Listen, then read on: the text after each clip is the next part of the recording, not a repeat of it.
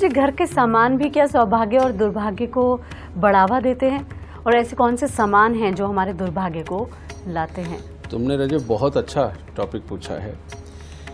इसके अंदर बहुत सारी चीज़ें ऐसी हैं जिनको जानना बहुत ज़रूरी है, लेकिन वो कंसर्न फिर हमारे पूरे सिम्टम्स के साथ में होने चाहिए। कैसे सिम्टम्स?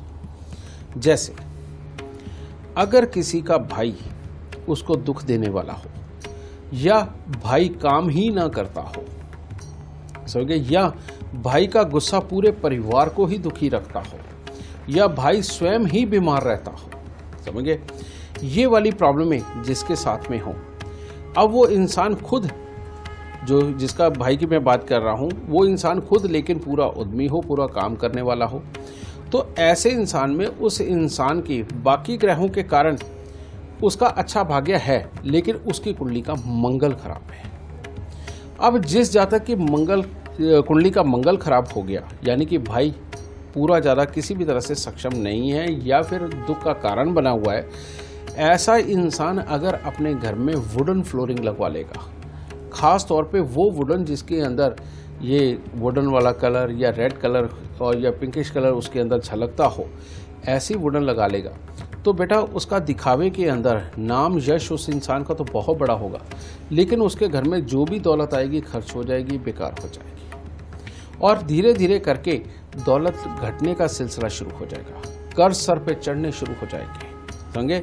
बाहर दुनिया को लिए वो बेहद सक्षम, हर तरह नाम वाला और दिखावे में बहुत ऊंचा इंसान, लेकिन घर में उसी वुडन फ्लोरिंग के कारण मंगल का स्थापित हो जाना, जो कि धीरे धीरे करके उसके अपने ही कामकाज के अंदर दुश्मन और खराब काम करने वाले लोगों को ऐसा जोड़ देगा कि उसका दुर्भाग्य अपने आप शुरू होता चला जाएगा। इसीलिए ये सिम्टम्स का ध्यान रखो कि अगर भाई की तरफ से कोई तकलीफ मिल रही है, या भाई कामयाब नहीं है, या भाई तकलीफ दे रहा है, या स्वयं बीमार है, इन लोगों को भूल के भी अपने घर के अंदर वुडन फ्लोरिंग नहीं करवानी चाहिए।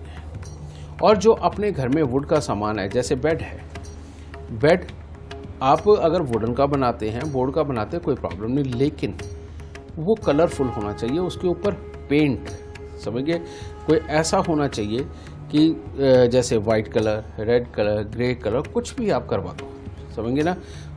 ये कलर अगर उसके ऊपर चढ़ जाता है तो वुडन की जो स्मेल है, जो उसके अंदर दबी हुई है, वो बाहर नहीं आएगी। वो बाहर नहीं आएगी तो मंगल आपके नथनों में नहीं जाएगा। अगर अंदर नहीं जाएगा तो मानसिकता जो मंगल के कारण खराब होनी है, उससे आप बचे रहोगे। गुरुजी, अभी आपने बताया था कि दुर्भाग्य के जो लक्षण है, घर में बार बार नाली बंद होना, सीलन आना, तो उसके लिए हम उपाय क्या कर सकते हैं कि दुर्भाग्य हमारे घर में प्रवेश ही ना करे? रजो, उपाय तो मैं अभी बताता हूँ, लेकिन जब तक इसकी पूरी जानकारी ना दे दूं, तब तक लोग कैसे समझेंगे कि इसके अंदर और दुर्भाग्य क्या क्या होता है। अब सुनो, नालियां बंद होने का मतलब ये हो गया कोर्ट कचहरी या हॉस्पिटलों के धक्के खाना, और भाग्य को चोट पड़ना या एक्सीडेंट के योग भी आना। नालियां जब बंद होने लगती है तो यही होता है, आदमी जिस काम पे जाता है पहले उसे वो सक्सेस होता नजर आता है, लेकिन एंड में आकर के उसके काम खराब होते हैं। ये तो नालियां वगैरह बंद होने लगे, उनके अंदर तोड़फोड़ करके बार बार खोलना पड़ा, तो ये हालात होते ही। लेकिन इसके साथ में सीलन का आना, सीलन कहाँ, अब ये डिपेंड करता है। अगर बेडरूम के अंदर सीलन आ रही है आपके, तो समझ लो घर के अंदर बीमारी बढ़ती चली जाएगी, दवाइयों के ऊपर खर्च बहुत होगा, समझे। आप जिस बेडरूम में सोते हो उसके टच होती हुई कोई भी दीवार, उसके अंदर सीलन आने का मतलब दवाइयों का दौर लगातार खुलना।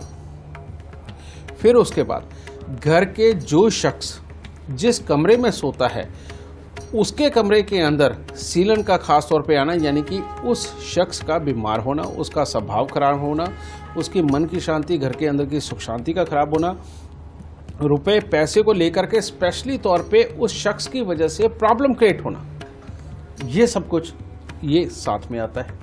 फिर इसके साथ में और क्या होता है, जिनके घरों में सीलन ज़्यादा बढ़ जाती है, उनके घर की जो बुजुर्ग औरतें होती हैं, उनको आंखों से संबंधित, कमर पांव जोड़ों से संबंधित, यूट्रस से संबंधित उनको प्रॉब्लमें आती हैं। और जो जवान औरतें होती हैं, उनको मेंसेस से संबंधित वो प्रॉब्लमें ज़्यादा बढ़ जाती हैं, समझे। अब ऐसी अवस्था में ये तो यहाँ हो गया। अब क्या है, घर में पैसा आ भी रहा है, जो आ रहा है इन मुसीबतों के ऊपर खर्च होता चला जा रहा है। ठीक है, यहाँ से बचते हैं। तो अगर हम अपना पैसा किसी को भरोसे पे देते हैं, अब बिजनेस के अंदर भरोसे भी करने पड़ते हैं या एक दूसरे के साथ सहयोग भी करना पड़ता है, मदद करनी पड़ती है। आप जिसका भी सहयोग करते हैं, जिसको भी पैसा देते हैं, वहाँ से पैसे आने बंद हो जाते हैं, मर जाते हैं, दब जाते हैं, कुछ भी हो जाता है। अगर आप कोई प्रॉपर्टी परचेज कर रहे हैं तो वो प्रॉपर्टी हो सकता है आपको किसी भी रूप में फ़ायदा ही ना दे, वो जितने की ली है हो सकता है उतने की भी ना बिके, कुछ ना कुछ ऐसे हालात। ये सीलन वाला जो पंगा है, यानी कि ये सीलन वाले जो हालात हैं, ये जिस घर में हो गए उनके साथ में ये सारी मुसीबतें होती हैं। लेकिन एक और बात है जोई, सीलन अगर घर की छत से आनी शुरू हो गई और छत में सीलन आकर के वहां से पानी अगर इसके नीचे आ रहा है, समझे, तो ये दुर्भाग्य का सबसे बड़ा स्रोत बनता है। उसके अंदर क्या होता है, इंसान ना नई नई प्लानिंगें करता है, नई नई प्लानिंगें करके नए नए कामों में जाने की कोशिश करता है और उसको अपनी बुद्धि बहुत अच्छी लगती है कि वो कितना अच्छा सोच रहा है, वो ये भी सोच रहा है, वो भी सोच रहा है, और एक दिन तो धनी बन ही जाएगा और वो सारी दुनिया को दिखा देगा, ये हो जाएगा, वो हो जाएगा। इस तरह की मानसिकता बन जाती है, क्योंकि घर की जो छत होती है वो होती राहु, और जो राहु होते हैं वो होते हैं हमारे विचार, समझे। और जो हमारे विचार है यही हमारे पैसे के खराब होने का कारण बन जाते हैं जब छत से सीलन आती है। सीलन यानी कि पानी, पानी यानी कि चंद्रमा, ठीक है। दीवार यानी कि मकान के अंदर होना, यानी कि शनि, शनि के साथ चंद्रमा का मेल, और शनि और चंद्र जब भी आपस में मिल जाते हैं तो ये पैसे बेकार होने के बहाने ढूंढते रहते हैं, एक ये। और दूसरी बात, अगर छत से आ रही है तो अपने कामों के अंदर लगातार पैसे लगा लगा के आदमी अपना काम खुद ही खराब कर लेता है, ये चीज़। इसमें एक और प्रॉब्लम होती है जो बहुत बड़ी है, वो क्या है कि ऐसी अवस्था में घर में सीलन हो, नालियाँ जाम होती हों, तो इंसान जो किसी अफेयर में अगर चला जाए तो वो अफेयर उसकी बहुत बड़ी बदनामी का कारण बनता है और उसकी बर्बादी का कारण भी बनता है। ऐसे हालात किसी के भी साथ हों, उस इंसान को करना क्या चाहिए? उसको करना चाहिए सबसे पहले अपने घर के अंदर जो सुबह के वक्त में सबसे पहली रोटी बने, वो एक रोटी उतार करके उसकी आधी रोटी गाय के लिए, आधी से आधी कुत्ते के लिए और आधी से आधी कौवा के लिए ये निकालें। कारण क्या है इसका? कारण है, गाय है शुक्र, शुक्र जो कि शरीर का जोश अपने टारगेटों को पूरा करने के लिए, काम धंधों के अंदर अच्छी अकल देने के लिए होता है, समझे। कुत्ता यानी कि एनर्जी, यानी कि केतु, यानी कि जिसके साथ हमारा ब्रांड भी डेवलप होता है, हमारा झंडा ऊपर रहता है, वो ताकत केतु की है, तो वो कुत्ते की सेवा करने से हमें वो चीज़ मिलती है। कौवा जो काम काज के अंदर तेजी चुस्ती चालाकी देता है, समझ गए।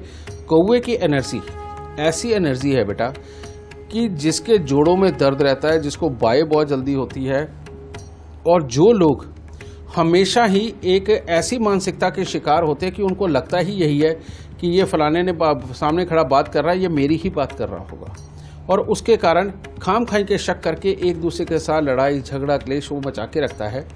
ये वाली प्रॉब्लम है जिनके साथ होते हैं, वो खास तौर पे मीठी चूरी बना करके कौओं के बीच में बैठ करके उनको थोड़ा थोड़ा करके खिलाए ताकि आसपास कौवे मंडराते रहें, तो बेटा उसकी इससे बढ़िया दवाई कोई नहीं हो सकती। क्योंकि कौओं के शरीर से निकलने वाली जो एनर्जी है और उनकी वो जो पंखों की फड़फड़ाहट है, उससे हमारे शरीर के आसपास ऑरा मंडल के अंदर जो शनि की काली एनर्जी है वो उसको एक तरह का रिफ्रेश कर देता है, पुराने वाली को निकाल देता है, नए फ्रेश वाली आ जाती है, जिससे कि ये संकीर्ण मानसिकता वो दूर चली जाती है। और वो दूर जाती है तो हमारी कमर, पाँव के दर्द, शरीर के अंदर और खराबियाँ, डिप्रेशन, चिड़चिड़ापन और ख़ास तौर पे घमंड, अकड़ अपने आप दूर चली जाती है।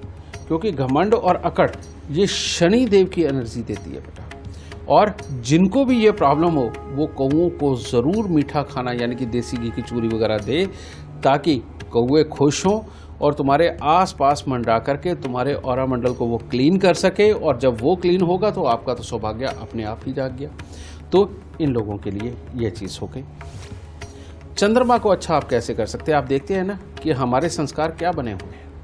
हमारे संस्कार ये बने हुए हैं कि सुबह सवेरे उठते हैं, नहाते हैं, धोते हैं और जाके सबसे पहले भोलेनाथ जी को जल चढ़ाते हैं। कोई बरगद के पेड़ को जल चढ़ाता है और कोई पीपल के पेड़ को जल चढ़ाता है, कोई सूर्य को जल देता है। क्यों? ये जल का इतना बड़ा महत्व क्यों है? ये भी सारे का सारा साइंटिफिक रीज़न है बेटा। उसका कारण ये कि हमारे ऑरा मंडल में जितनी ज़्यादा वाइट एनर्जी जो चंद्रमा की होती है, सफ़ेद रंग की एनर्जी, वो बनी रहेगी, बाकी के ग्रह उतने ही डिसबैलेंस होने से बच जाएंगे और उतने ही ज़्यादा ये अपने अपने स्थान पे रहेंगे। इसलिए हमारे ऑरा मंडल में वाइट एनर्जी ज़्यादा से ज़्यादा होनी चाहिए, अच्छी से अच्छी होनी चाहिए।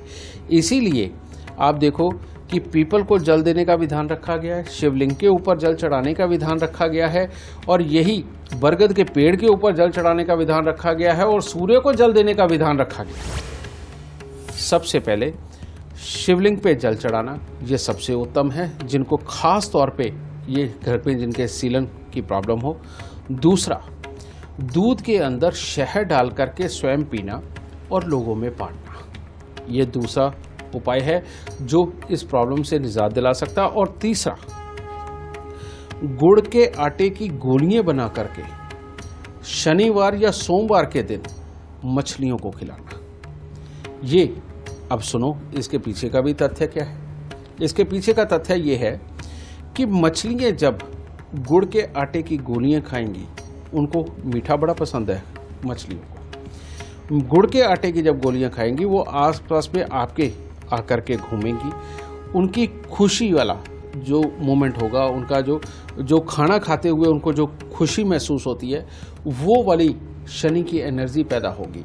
यानी कि खुशी के वक्त में शनि की वो एनर्जी मिलना, यानी कि आपके अंदर जो शनि की खराब एनर्जी बैठी हुई है उससे रिप्लेस करते चल जाएगी, और इससे चंद्र और शनि की आपसी लड़ाई बंद होने लगती है, क्योंकि उसके बीच में मंगल यानी कि मीठा आ गया। तो ये काम करने से बेटा ये शनि और चंद्र की लड़ाई हट जाती है, घर के अंदर ये जो बीमारियां वो चले जाती हैं। पैसा जिन कमियों के कारण डूब रहा था, आप कौन सी ऐसी बात करें कि आपका डूबे नहीं, आप कौन सा ऐसा अपना रूप दिखाएं सामने वाले को कि सामने वाला उसको मारने से पहले 100 बार सोचे, समझ गए, और आपकी मानसिकता आपको उस जगह पर लेकर के जाए जहां पर एक वो अच्छी प्रॉपर्टी रखी हो जो कि आपको कभी नुकसान नहीं दे सकती।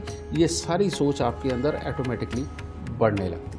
और ख़ास करके जो बुज़ुर्ग औरतें हैं जिनको कमर पाँव की दिक्कत है, जिनका स्वभाव चिड़चिड़ा हो गया है, ज़िद्दीपन हो गया है, पैसे की वजह से घर में लड़ाइयाँ हैं, उनको ये उपाय अमृत की तरह लगेंगे और ये ज़रूर करने चाहिए।